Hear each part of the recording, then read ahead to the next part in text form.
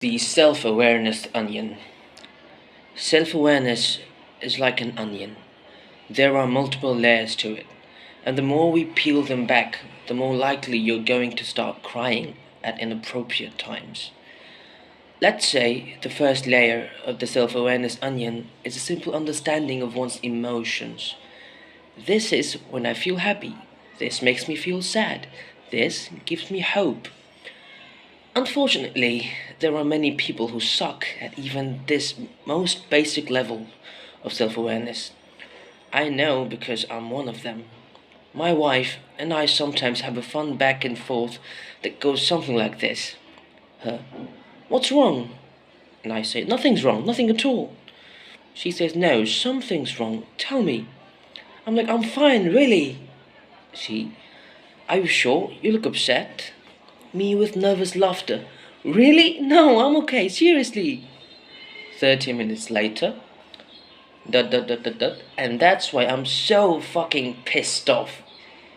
He just acts as if I don't exist half of the time.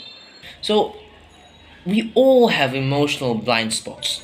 Often they have to do with the emotions that we were taught were inappropriate growing up. It takes years of practice and effort to get good at identifying blind spot in ourselves and then expressing the affected emotions appropriately.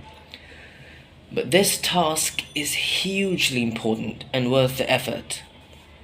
The second layer of the self-awareness onion is an ability to ask why we feel certain emotions. These why questions are difficult and often take months or even years to answer consistently and accurately. Most people need to go to some sort of a therapist just to hear these questions asked for the first time. Such questions are important because they illuminate what we consider success or failure. Why do you feel angry? Is it because you failed to achieve some goal? Why do you feel lethargic and uninspired? Is it because you don't think you're good enough? This layer of questioning helps us understand the root cause of the emotions that overwhelm us. Once we understand the root cause, we can ideally do something to change it.